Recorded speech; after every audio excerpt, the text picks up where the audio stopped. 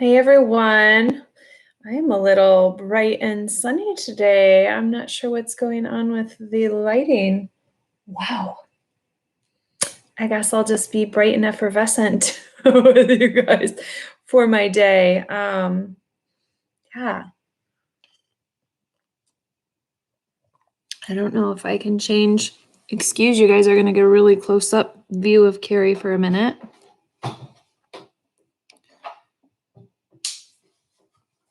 Is that better? Am I less crazy looking? Oh, still the same. That's okay. Well, hey, everybody. Happy Tuesday. I know I'm coming at you on my non-usual day tomorrow. I'll actually be at a doctor's appointment in the morning. And so today is the day. Hey, everybody. Welcome, welcome. I was looking, I had a few emails from last week. I got my carpet in my office cleaned yesterday. And heck, if I can find out, because what I do is if you email me questions, I print them out and I have a stack ready to go for the next week. I can't find that stack. So I'm looking around for stuff, but I did have a couple questions. I had a nice gentleman named Ron last week or this weekend when I did my video about pre-needs. And Ron, not a fan of funeral directors. Funeral directors are crooks in the worst possible way. She does deserve an Academy Award, though. She can really bullshit the public. Send it on over, Academy. I'll accept it. So let's gonna read you what happened with Ron, though. We had a prepaid funeral set up for my wife's uncle who had Down syndrome. When he passed away about 20 years later, the funeral home tried to get more money out of us, stating the prices have gone up since. Don't let these thieves get away with crap like that. After I had the funeral in tears, ripping her a new you-know-what. Suddenly everything was fine and the amount paid miraculously covered all funeral costs. Funeral homes take advantage of people at the worst times. Don't let these crooks win. So here's a scenario of what really actually could have happened there. And I think if you want to be a low enough person that you want to berate and curse out someone who's taking care of the deceased, then you might have issues yourself, Ron. But funeral prices do go up. It's called cash advances. And by law, we cannot guarantee them. That's part of how it works. So you put funding into cash advances with which we don't control, we don't cover, we can't promise that those aren't going to go up because that's obituaries and cemeteries and things outside of our control. So if those amounts go up, yes, you owe more. Those cannot be by law locked in and guaranteed. So every family that comes in that had a pre-funding may have to pay more if those cash advances have gone up. Like you could pay today $200 for a cemetery and the cemetery could turn around tomorrow and change that opening and closing charge to $1,500. And no, this funeral home does not have to pay that difference for you. Like that's ludicrous. So you would owe the difference, but you would have $200 plus whatever interest it gained over time to use towards that amount. So it's not that the funeral home's screwing you, it's that they're just trying to recoup that money for what you owe for. But if their service charges and merchandise go up and it was paid in full, it has to be paid in full to lock in those prices, then you don't ever legally need to pay for those prices. But if you change the plan in any way, it breaks the full contract. And then you have to pay all of today's costs and prices for everything. So it depends how it played out. So if you were taken advantage of, Ron, then I feel very badly, but it doesn't sound like that was totally what happened because there's way more to that story than you're putting. But I understand you have some anger issues about funerals and you can direct it at me. That's fine. But don't give a bad face to something when you're not giving the full story as well. JW, trying to think of new questions. Since modern day embalming techniques are similar to the way Egyptians were prepared, could someone be mummified? So there is a mummification place out, is it Colorado, maybe? And it's kind of on my list of places I'd like to go and see what they do there. I want to say last time I was looking, it was like $6,000 or something Don't even quote me on that. I could be pulling that number way out of my butt. I think it was like 6,000 to be mummified at that place. And I really don't know anything about them or what they do, but that's the only place that I have found anywhere in America that you can be mummified. So you could be mummified, which would be interesting. So thank you, T-Mex. Thank you guys so much. I forgot my 2-minute video is probably posting about right now. I have to get more of those lined up. I line up and I'll do some and get them in queue. So they're lined up for a few weeks ahead. And I think I'm running out. I may need to get a few of those taped, guys. Woo! So I feel bad that Ron had some issues, but at least he thinks I deserve an Academy Award. That's nice, isn't it? Elizabeth told me that baby Andrew and baby Royce just had their first birthday. So these are the cutest twins ever. And once in a while, she will shoot me Instagram videos where they're actually watching my videos. Seriously, my heart explodes when she sends those over. So happy birthday to the boys, Royce and Andrew. And Nicole said she had a birthday last week when we were talking about it, which is really awesome. Are more people requesting cremation because of the pandemic? You know, I think some people are requesting it, Maria, because they're thinking it's easier right now. I get a lot of people when they talk about cremation, they say it's easier. It's easier. There's no easy part of this. When somebody dies, there's no easy out to any of the steps or emotions or feelings or anything. So I think more people are choosing it, feeling like it might be an easier thing. And some places are requesting that you do cremation just because they don't have to handle the deceased as much. So, I don't know. It'll be interesting a year from now to look back at numbers on cremation and burial and suicide and all sorts of things that come out of this scenario.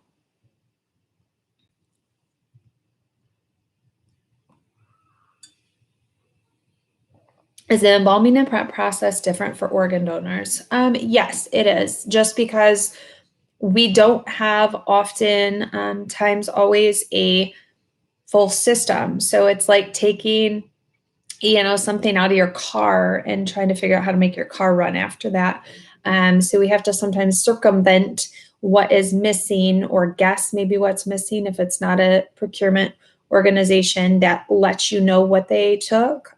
So sometimes we have just full exposed tissue that doesn't suture together, like your whole back may have all of your skin, all of your top layer, all the way down to your muscle completely gone.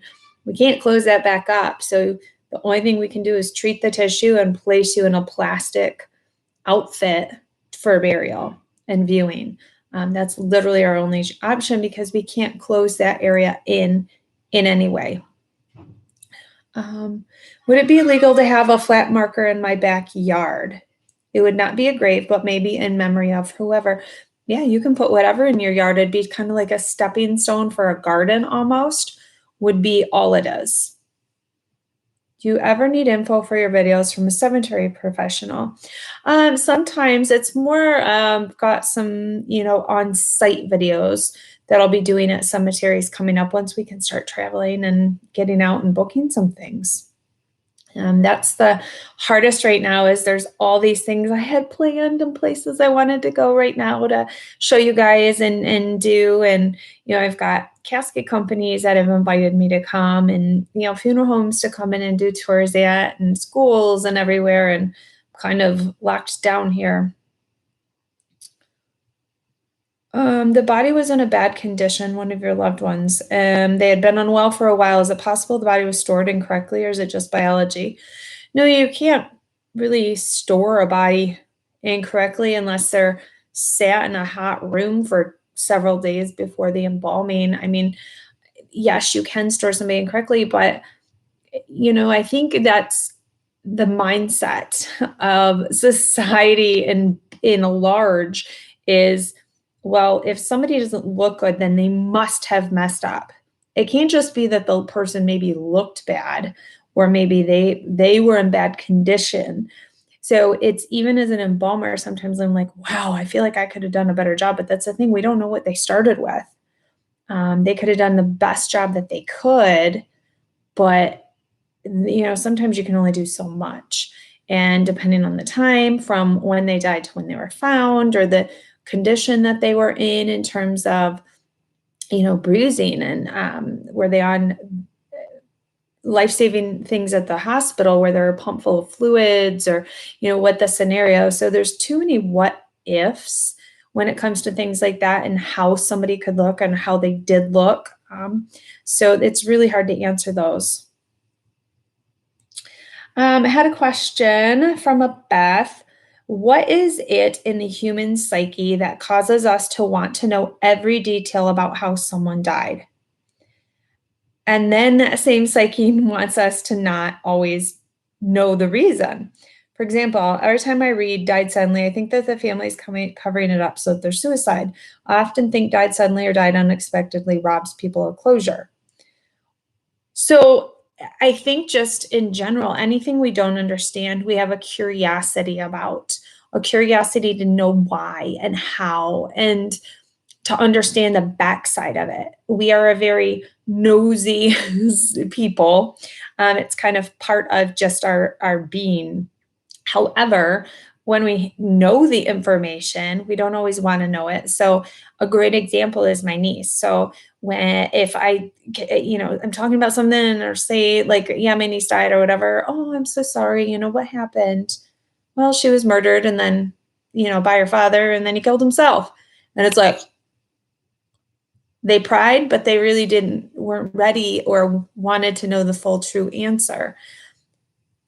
And it's like, well, don't ask if you don't want to know what the answer is. Just like people saying, hey, how are you today? Do they really want to know how you are? Because what if you do respond, you know what, I'm having a really crappy day and this is what happened, and you give them all your information about what happened. And they're like, oh, I didn't really want to know all that. It's almost you ask sometimes and you don't prepare for what that response or that answer might be. So I think there's a curiosity, and there's an intrigue, and there's a politeness sometimes to all of it. But when it comes to the obituaries, like you're saying, it's funny because I'll meet with families and they'll say, well, if we put died suddenly, then people are going to assume it was something, especially if it was a young person. I think there's a huge assumption that, oh, it must have been suicide or an overdose. If they died suddenly, they couldn't just die. They could have had a heart attack or a stroke, or died of flu or something at home unexpectedly, which I've seen all of that. So it's too much assumption, and so a lot of families will think about that, and they'll say, we need to put more. Or if they want a memorial donation to, let's say, Parkinson's, because grandpa had Parkinson's, but it's not grandpa who died. And they're like, well, we don't want people to assume that this person had Parkinson's just because we're putting Parkinson's as the cause of death. So there's a lot to, I think, some of that thinking. Have you ever heard of a funeral home removing the person's organs and stuffing them with paper or newspaper? Recently saw that on a crime podcast. So people using newspaper in prep is not an unheard of thing, especially if they maybe don't put the internal organs in after like an autopsy and the embalm. They may fill the cavity with newspaper rather than cotton or something to fill out the area. So it may not be as scandalous as it sounds. I know there was a huge news story. The boy, and I'm trying to think of his name, the boy who died down south, I want to say Georgia, he had fallen into the wrestling mats or whatever at the high school and suffocated, and they found him days and days later. And then when they did they disinter him? I don't know. That they found that they had used newspaper in his cavity. And instead of it being about who murdered him and how did the accident happen, it all of a sudden became about the funeral home using newspaper. And yes, we are taught you shouldn't use what's considered garbage, on a deceased. However, newspaper is easy to get a hold of medium for us to use rather than using 6 rolls of paper towel or something, some people will use newspaper. I'm not saying it's right or wrong. I'm just saying that happens. So it's not always like scandalous that they've stolen organs. It's just that maybe they didn't replace the organs after autopsy. Yes, there are funeral homes and there are funeral directors that have done really horrible things. There's a woman right now out west, and she has been arrested because she was selling body parts and stuff, like doing really, really horrible, horrible things. So it does happen, but not, as often as I think everybody wants to believe it does. My brother died in October. He was young. His kids wanted the obit to say suddenly. I knew my brother wouldn't want people to assume. We changed the wording to include car accident.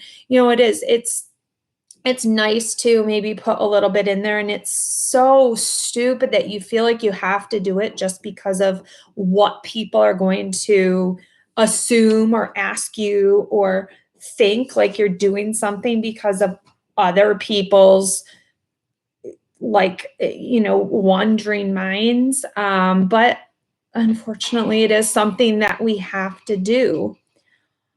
Yeah, one bad apple ruins 100. And I see that a lot as well. The families is you have to sometimes do things because of the one bad person. Could you ever have a request to leave the top off the urn so the ashes could be viewed? Not left off, but not locked. I will ask when I'm returning. Sorry guys, I'm balancing my video today on my leg because I'm trying my laptop again, and my calf was burning how I had my foot. Anyway, so I'll ask the family, do you want the lid glued shut or do you want it left unglued so that you can have access to the cremated remains? And it's usually 50-50 what people want to do. My brother is a funeral director. I find it all interesting. I'm thinking I'd like to be involved in the funeral business. Have you any tips, please? John, go spend a couple days with your brother and see all the different areas and see some of the different capacities maybe you could work within the business. As I've said a lot, there's a lot of different areas people can work. Sometimes you may just be a perfect fit for arranging, or you might be a great fit for doing removals, or for working services, or for doing pre-need or aftercare, or working in these different areas and capacities that don't involve being a licensed director. I know some people who they just love the pre-arrangement side because they love talking to especially the older generation and working with them and finding out their stories and getting all that together for them and helping them plan. But they don't like working on the at need where there is an immediate loss side. It's just not their, forte. And so finding that area where you work best is good. And that takes maybe spending a little time around the funeral home and working alongside people in the different areas. Yes, in Colorado, Tyler's saying that's where the lady stole all the body parts and stuff.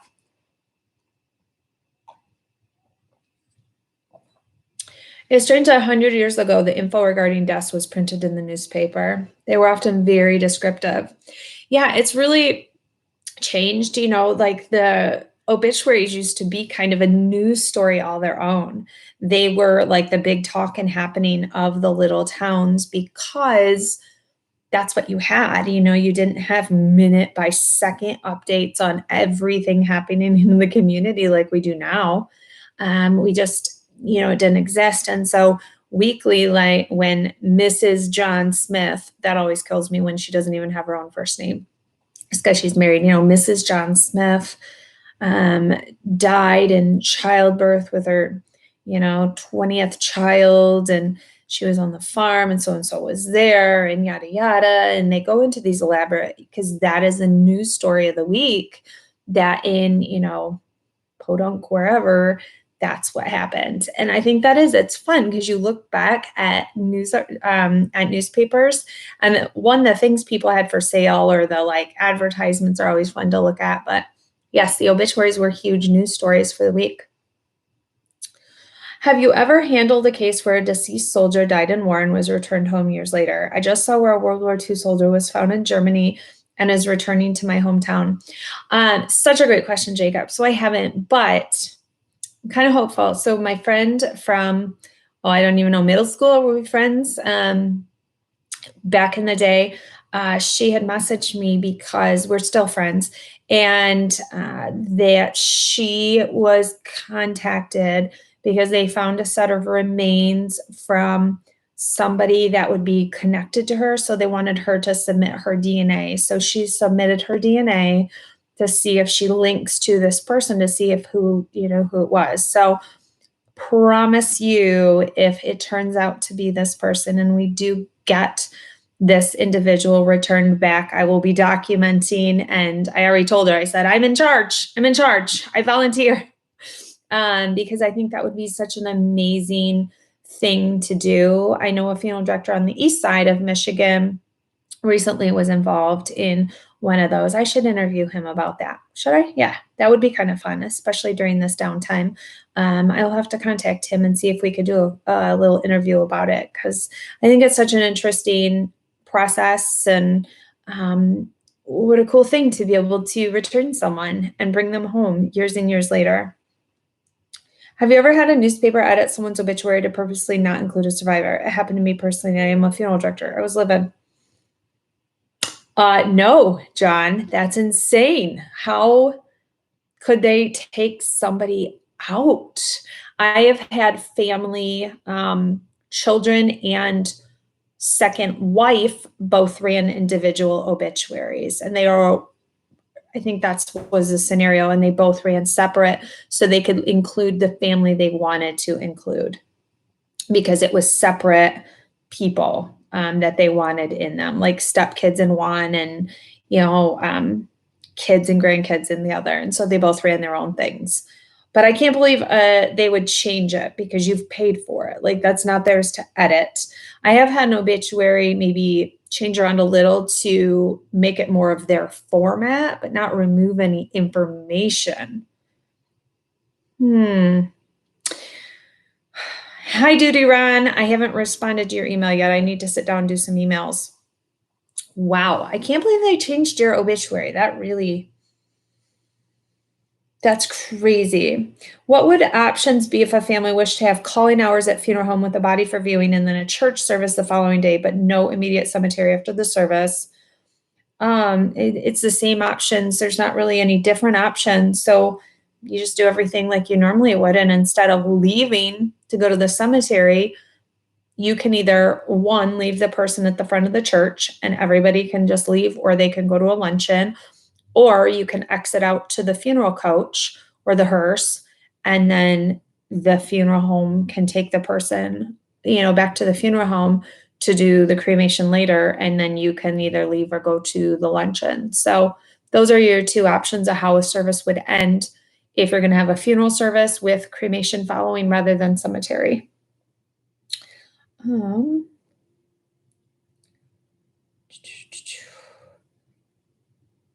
Oh, I've already answered those. Sorry, guys, I'm just trying to make sure I haven't missed some questions. 10 years ago, my godfather died unexpectedly and sadly. He was young. He had an autopsy. When the time came for viewing, we went up to the casket. He had a dark bruising on his face. He had fallen when he died, but with wondering if the bruising became worse post embalming or if the bruising was also from the autopsy. At the time, I thought the discoloration was from just being in the morgue, but as I'm older, I'm now wondering about the bruising or discoloration. How does the embalming process differ from a person who's autopsied to one that did not? Yeah, that's such a big question, Lawrence, because I have no idea, if he did fall on his face. I mean, cosmetics could cover no matter what that, discoloration was, but you might notice things that the funeral director doesn't. You might notice a discoloration we don't. There's sometimes people have maybe like an age spot or something on their face, and we don't know that that's normal. We think it might be a discoloration or a bruise or something. I will say sometimes we got dry spots where, your skin is a very thin organ on your body. And when it's peeled away from the other tissue during autopsy, like on the face, they will go in behind and all of this is peeled forward and down so that they can access your cranium. Well, it may dry out down to the point. So if they like against your skull on the inside, if they pull your skin away up to like this point, you may get a little dry mark that you can see from out here because it is not against something, and so the airflow can dry it out. So you may get like little darker spots or little, and it may look kind of like bruising maybe to somebody else. So it really depends on where that mark was, how it looks. They may have gotten bruising from falling. It just depends. So that's kind of a big question for me to not see. If I saw a picture, I could give a better guesstimate as to maybe what had happened, but without seeing, that's really, really hard. Are you familiar with hair wreath, something called mourning wreath? We have one in my husband's family. It's beautiful. I don't. Is it just like where you take hair and then braid it from somebody that died, Charlotte? Can you make pre-arrangements with payments on a funeral if you want to pay for your own? Yes, you can do payments towards, so they would set it up just like a life insurance where you might have terms. So if it's, if you die within so long of starting the payments, then you'll get like 80% of, the payments towards, or if it's within such and such a time period, then you may get this amount. So until it's paid in full, they may have different terms that kind of benefit you. So that way, if you're paying on it, then you'll get, some return on your investment. Have you ever heard of people legally changing their name to be the same as the person that they loved that died? No, not often. I mean, that's a huge thing to change your name to somebody's that died. I haven't heard of really anybody else doing that. I did it for my mom. It is funeral fund. It goes into a special account and doesn't get used until the funeral. Yes.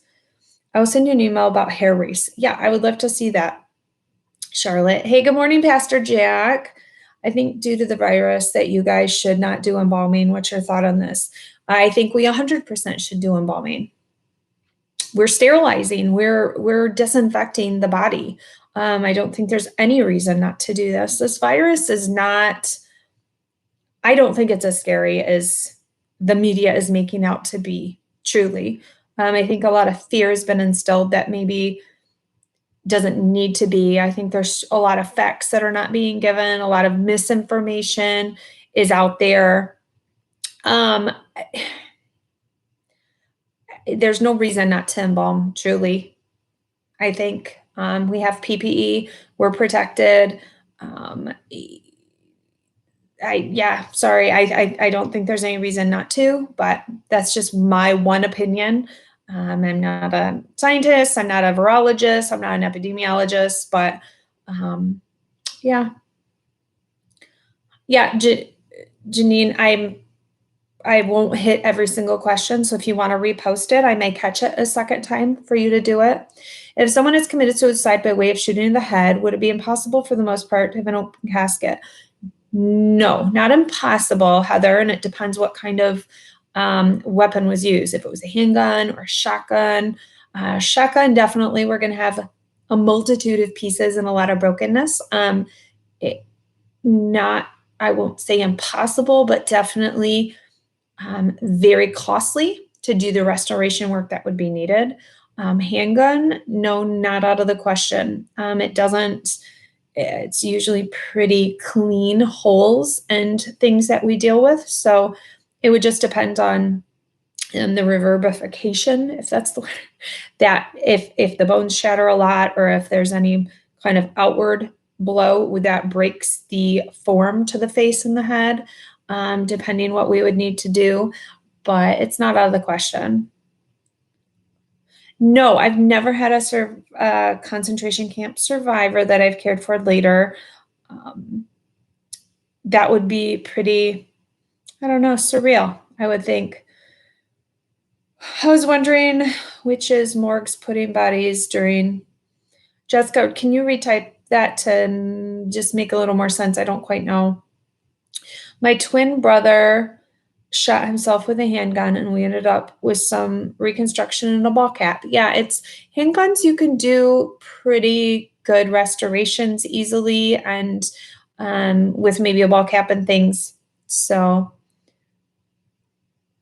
are funeral homes allowing families to give a final kiss or touch when cause of death has been COVID-19?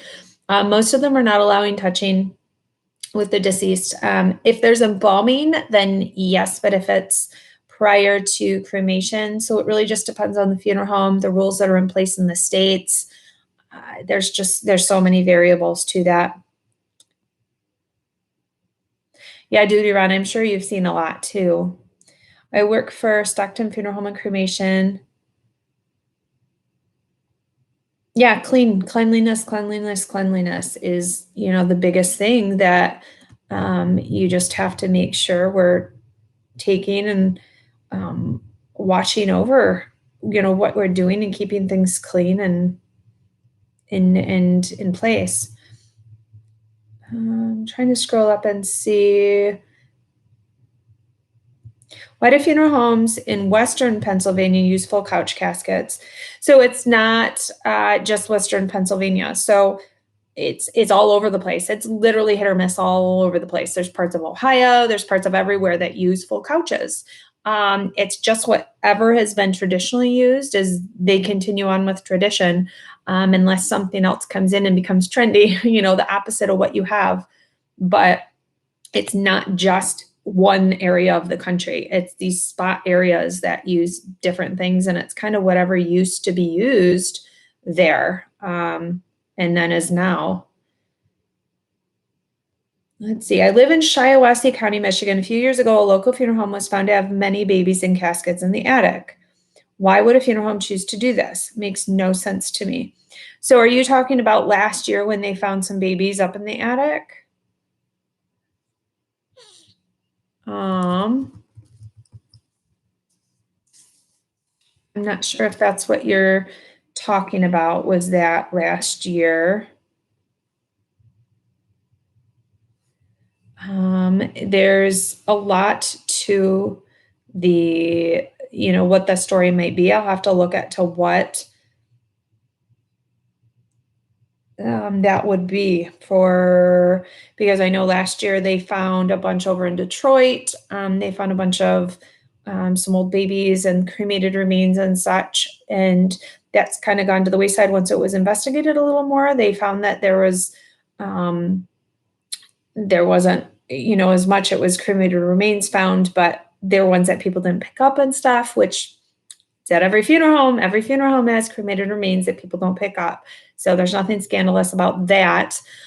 Finding babies, actually babies, though, definitely a no-no. I'm not sure why, if they volunteered that as a free service to families and then they never paid the crematory or something for that and then placed them. I'm not sure what the story is in Shiawassee County where these babies were found. I'll have to look and see what the actual story was to it. Thank you, David. That's really nice of you. Died 2 years ago in a small town. Editor left me out of the what? John, I am not going to curse, but holy mother, is that horrible. I am very sorry for you. That's really, that's horrific. So that's really horrific. That's really bad. I can't even. All right, 2 more quick questions. Have you heard of a practice where before the funeral, they take the body to the home and dismiss the body from the home? Dismiss the body from the home. If for like religious purposes, Jalen? I'm not sure. I mean, I've done, there's home visitations or home funerals and stuff, but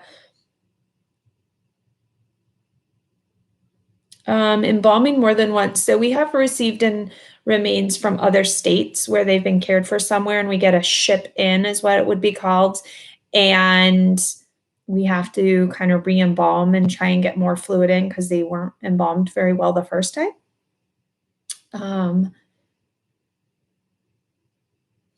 Yeah. What happens in situations where the family cannot fully pay? Do they need to sign a note? So families have to figure out finances. They need to find a service option that meets with what they can financially provide. Credit cards, go to the bank and get a loan, talk to family that they could borrow money from, see what amounts they can actually come up with, and then try and find a plan to meet those funds. We don't want a family taking on more than they can afford. So it's not very responsible as a business person to allow a family to come in and sign a contract for even $5,000 if we know that they don't have more than $1,000. So we are not going to be getting paid by doing a service for a contract that's $5,000 if we know that they can only afford $1,000. So it doesn't make much sense to do that. It doesn't benefit us as a business to do that. Because even if we have to then pay to sue them down the road for a bad debt or something, then we're paying out more money to try and recoup a very small amount. It doesn't make sense. So it doesn't benefit us to try and get people locked into big contracts that they can never pay. So very honest conversation, having a family maybe step back and go check into their finances to see what they can do and what they can afford, and then meeting them at that point. So there's a difference between want and afford, unfortunately. And so I have only one time sat down with a family, and this was a very young woman, and she said, I am doing this. And she had no money, none.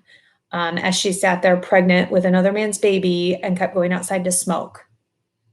Guys, it's hard sometimes to just not want to say things that you're thinking. But she ended up using a different funeral home because she didn't want to accept that she had no money and that I was not going to provide for her exactly what she wanted.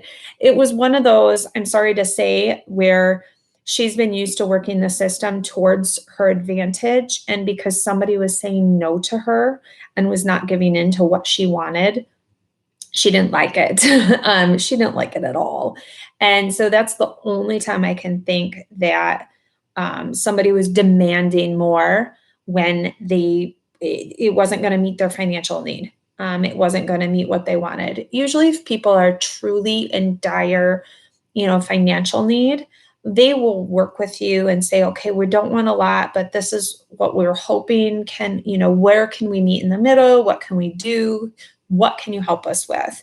And I'll find a plan that works with them. I'll figure out a way that we can do something for them with the amount that they have. So there's times where we know that there's no funds. We know that they're struggling, and we work with them to try and provide the best we can to honor the person. At the end of the day, it's about the deceased that we're trying to honor. We don't want to just get rid of a body. Like, that's not why we're sitting down and working with families. We're not just trying to get rid of a body. It's not like we have a body issue and we got to get rid of a dead person. We want to honor that life, and we want to care for them in the way that meets the family's needs. And sometimes it means having a different plan than what you originally wanted. Yes, but at the end of the day, we need to also be paid and at least have our time covered. And you need to not have this ginormous bill that's going to follow you forever. It's meeting both sides. Judy Ron, thank you.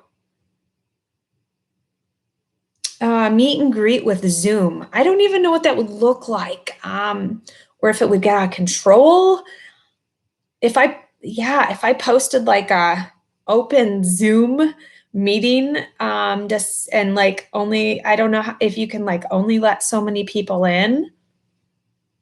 If anybody knows how to do that we could do that controlled, where I could like do a meet and greet with like 10 people and I could set up a couple different, or like 15 people, you email me, Kari@KariNorthey.com, and let me know how that would look for you. I don't even know how that would look. Yeah.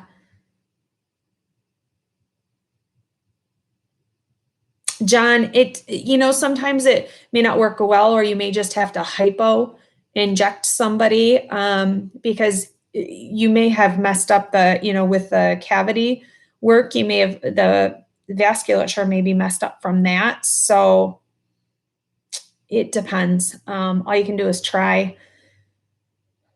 Oh, mortuary students. So many things for mortuary students. Mortuary students.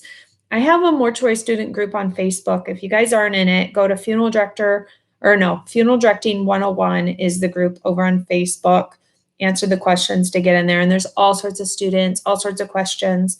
I pop in and out and, post some things there. Okay, Jacob. Yeah. So, I could do a Zoom with, multiple viewers. I could do that, or the first 10 people that sign up or something. So that would be good. Okay. I will think about that. So watch for maybe something to come for a Zoom chat one of these evenings. I'm going to sign off and get about my day, and you guys have a great day too, and keep watching for more content. So, if you want your own, if you want your own coffee with Kari mug, make sure KariNorthey.com. I've restocked hats over there. I can't believe how many people wanted hats. Love it. And all sorts of Thanks Duty Run, all sorts of mugs and things for you guys over there. So go check them out. So I'll see you guys soon. Talk to you later. Bye.